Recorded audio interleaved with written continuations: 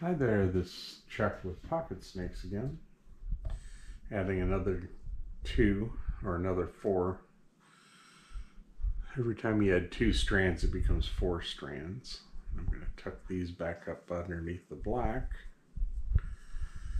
And I'm going to wiggle them up just a touch to compact everything else. That way we get rid of any little idiosyncrasies. So on the right side, you've got to lift up this to get it up high enough.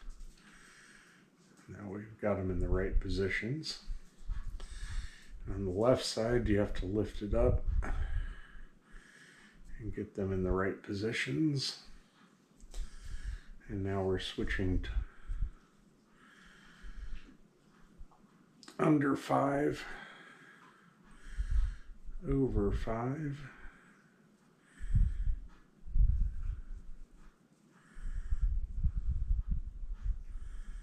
On the right side, there you go.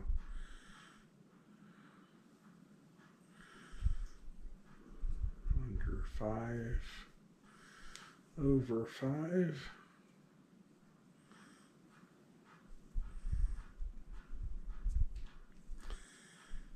So we're now at 20 plate in a whipmaker plate.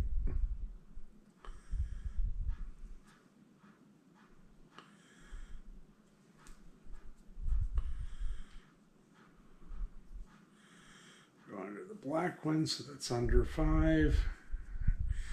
One tip is to always keep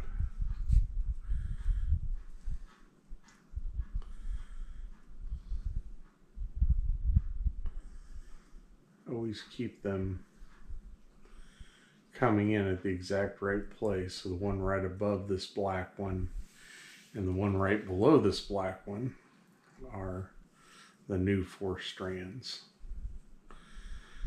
Now it doesn't matter what the color the strands are. And also your 2 that are together on the same plane are always going to be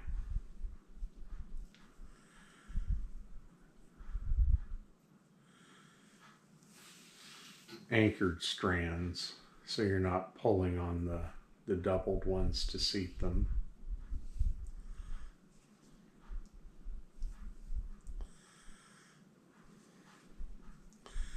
So this one is an anchored strand, and it's on top.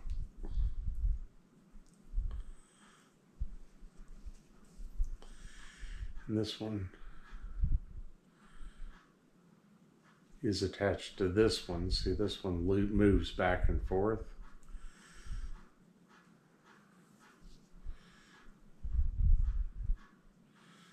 So I'm going to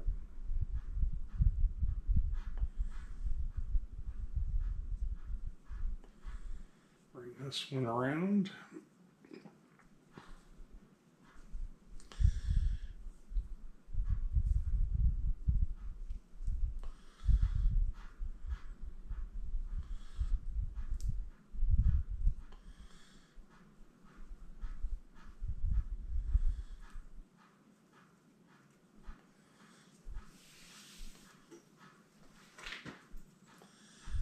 And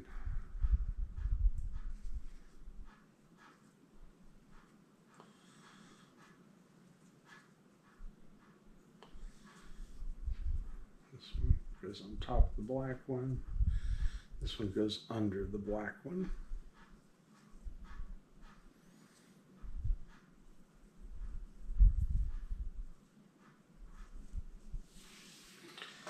Okay, and then this one is also a wiggly connected strand, so I can't really pull on him a bunch right now. And then we can begin our normal plating tensioning. I'm going to start increasing the amount of tension I'm adding to each of the strands to probably closer to 30 pounds. a little more than the 25 I was pulling before. Might be putting too much tension in it, but the tension will even itself out into compression as you roll the whip. So you're better off tighter than looser, except for the 4 new strands that are on either side of this black strand. You want to be careful with those until you're 2 passes in, because they need to float. You don't want to pull the doubled strand if you don't want to pull it down at a weird angle or create a bigger bump than adding 4 strands does at once. Adding strands is a different way of thinking, but you don't have to hide all of the dropped strands and stagger them and a bunch of things. So there are some advantages time-wise. And some people may ask, why tungsten? Well, tungsten is heavier than lead, and it's way, way more expensive than lead or steel. I normally steel shot these, and so the whole whip ends up being right about 4 ounces. The tungsten alone in this is about 4 ounces. So it's going to finish up more like 6 ounces when I'm done. And for a 2.5 foot whip, it's nice to have some mass so you don't have to put a lot of effort into getting a nice crack out of it. And it will help the whip roll well. I'm just making sure everything's nice and smooth and seated and happy, and because now I've plated the ones on either side, now I can go back to tensioning. If you always keep track of where your new strands are, it'll save you some time or a defect looking thing that drives you nuts. If the tension gets out and isn't right in all these strands, that drives me crazy, and I see it, and I'll see it if it stays that way. I've cut whips to shreds in frustration because it doesn't do what I want or misbehaves, or hours and hours of work sometimes go down the drain. Although now if I get frustrated with something I'm making because I get interrupted, I will take the thing and toss it in a learner's box, and then people learning to braid whips, I'll send them a bunch of whips that I got interrupted in the middle of making, and I find I will always see the imperfections in the whips, and so if I have to unbraid something, I will either take the whole sheath off or throw the whole thing in a box and build a new core. Because it'll irk me forever. I used to sew down every dropped strand through the core of the whip, which helped me control the tension on drops, which you can do. You can get a doll needle. If you guys look up what a doll needle is, it's for sewing the heads of dolls or sewing the arms onto dolls. It's a nice long needle with a pretty good sized eye, and they're very handy for if you wanted to sew something down to the core. I've tried adhesives. I don't like super glue because super glue has a tendency to create hard points that don't bend. It stiffens up the material when it hits it. I don't put a lot of tape into my whips. I use a little bit of 3M golf grip adhesive to help lock the tension of the layers in towards, in this case, at the hilt. And if you've never played with golf grip tape, it's a double-sided like 3M adhesive film that's like a rubberized coating. It's meant for permanently adhesing or semi-permanently adhesing your golf grips on your golf clubs, and it can be loosened up and taken out with a little bit of mineral spirits. but it is a useful thing for tacking down, instead of using barge cement or something like that, to tack something down before you use brass tacks on a buildup. It also is handy when you're trying to stick pieces of paracord, because you can cut it the width of the paracord. You can run a strip as you drop a strand, pull it tight, and tack it down, put a pin in it. You don't want to use a long strip of it if you do that, because you really don't want to be fighting yourself. Okay, so these now have 4 strands of white all the way up to here, so we're getting ready to have to add some more. Our angle is starting to change to be more horizontal, and I'm going to bring the colored rings to the top because it makes it easier to add the strands, since it always has colored rings in the center.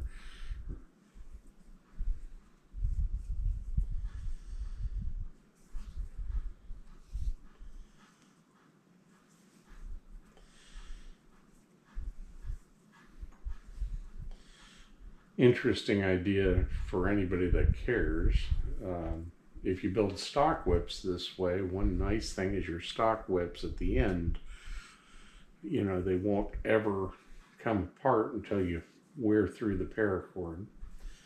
So I'm going to tension up both sides, which is just a habit of mine. So I'm going to tension all these down because I'm going to add strands here.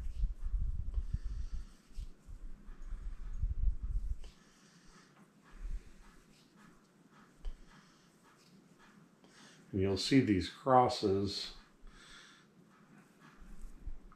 touch right where the V's from the belly I hand plated a line. I think most whip makers I've met are pretty perfectionistic about everything. The ones that do it all the time, they're trying to reach beyond themselves and maybe do the impossible, which I think is admirable. I tell people sometimes it isn't exactly me.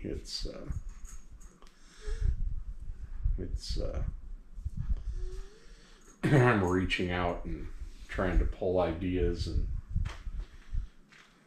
stuff. So I'm going to measure another strand.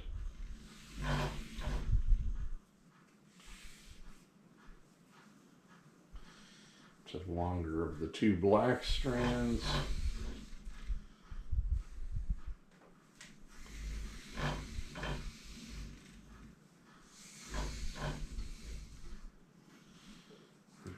Oh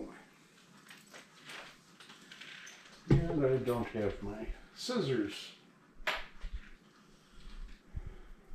Scalpel works.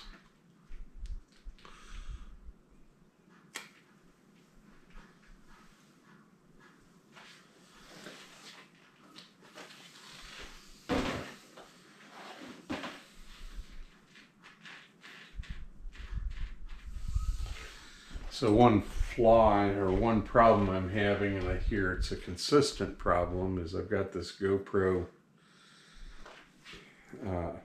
11 mini, which doesn't have sufficient cooling for the amount of heat it generates recording in 4K at 70 degrees with just a ceiling fan on, which is annoying. So it'll record between 15 minutes and maybe half an hour before it pops off and shuts down because it's getting too hot. And I've got 2 small Raspberry Pi copper heat sinks with heatsink tape taped to the back of the GoPro 11 mini. The nice part with the mini is it's small and you can put it out of the way, but the disadvantage is it's small. It can't dissipate the heat it needs to. I wonder if they solved that problem with the 12 or the 13, which is, I think the 13 just came out. But I'm not going to buy another one just because it turns off. By the time it turns off, I have to take a break for my hands anyway. So I'm out of frame basically stripping the guts out of this, out of the paracord. This thing has a very wide angle lens. The bad part with that is, like you probably can see, I've got some black trash bags that are in the corner here. The black trash bags actually are holding on to, they're actually holding the moisture into some rawhide, because I've been playing around with doing some rawhide braiding and rawhide stuff, because that's a fascinating material. If you guys are ever interested in rawhide, you can check out some of my videos on here of my exploration of trying to, from nothing, learn something about rawhide as a material. Okay, so I'm gonna lift this up a little bit.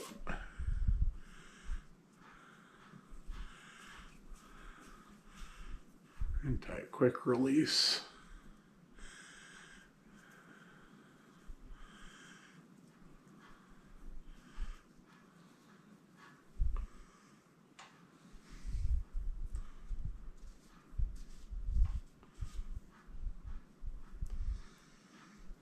Okay, so now I'm going to drag these behind. I'm going to grab the 4 and pull the pin.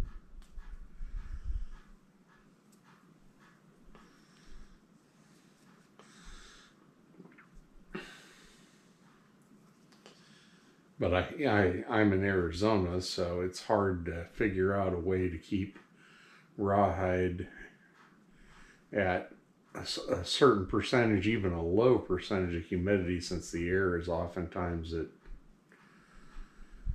5% here for humidity.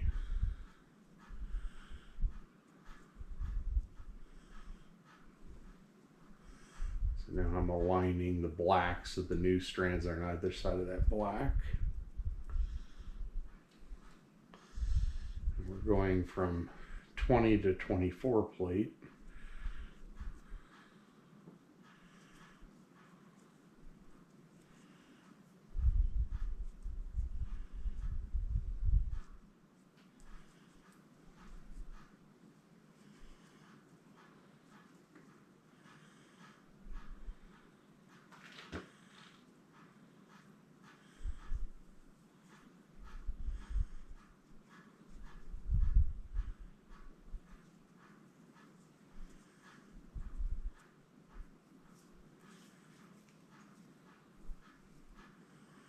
One, 2, 3, 4, pull up the 5th, and then the black one, so there's 6. So we're going under 6 over 6 now.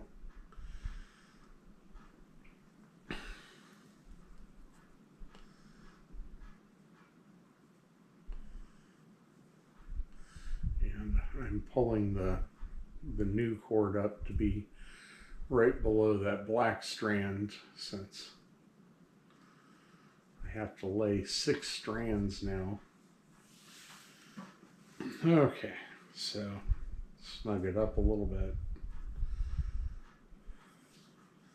This one just goes under the black strand on the left.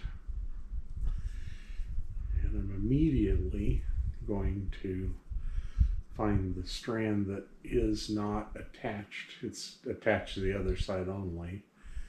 And put it on top of the bottom stacks. 1, 2, 3, 4. The black one and the one that is attached to the other side.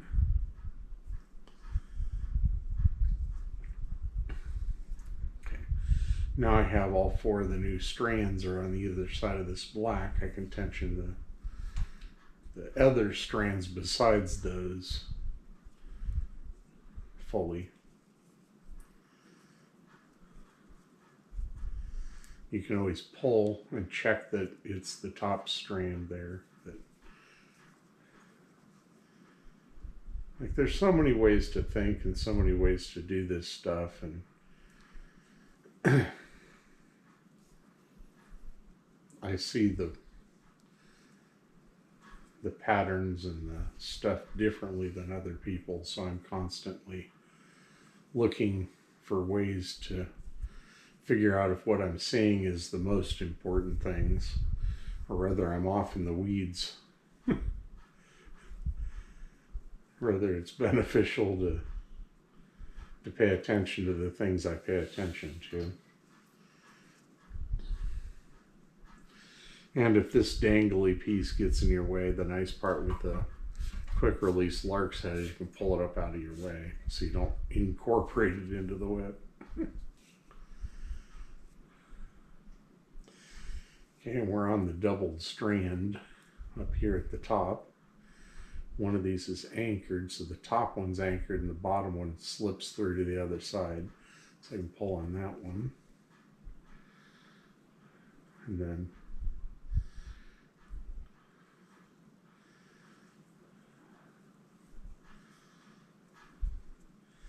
then on the right side, this white one here attaches to the left side, so I have to be careful with it, but it's the top of the two strands. So I'm going to lay it. The black one is the anchored strand. I'm going to lay this one right below that one. I'm going to bring it around and through. Now we've got two black strands. The black strand here, I have to lay it and pull it taut and around and over the top of the black one on the left. And then this one, pull it sideways, pull it around. This one goes under the black strand. And that just keeps that ringed snake pattern going, so that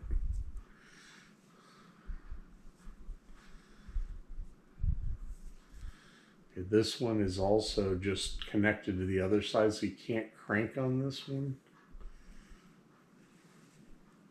So it goes under the black strand here.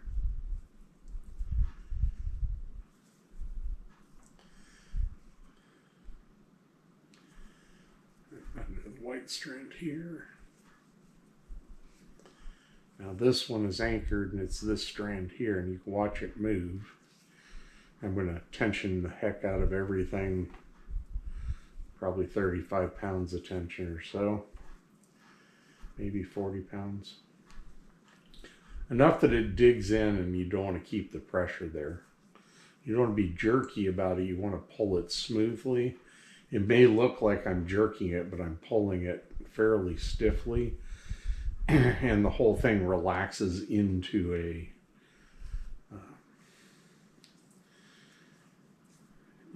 stretch that stops.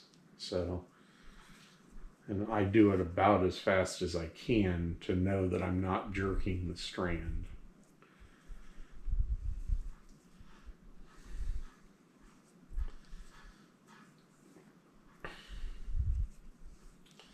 Now the four strands are right here that I don't want to really tug on. This one's anchored.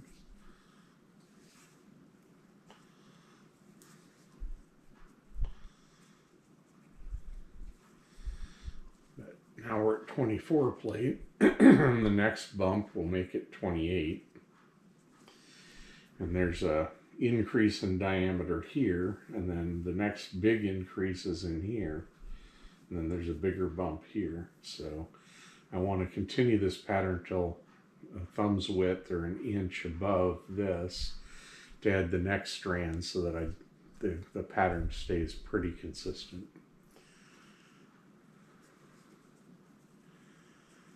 And the tension stays consistent. And I don't normally talk to myself, so this is unusual talking to a camera, but the cool thing with YouTube is You know, if you put something out there, even if you drop dead, theoretically somebody else can make use of what you were doing years after you stop producing videos. And so I think the world needs more makers, whether they're making whips or being craftsmen of different types. And I think those people should share their knowledge, not try and hold it close to the vest.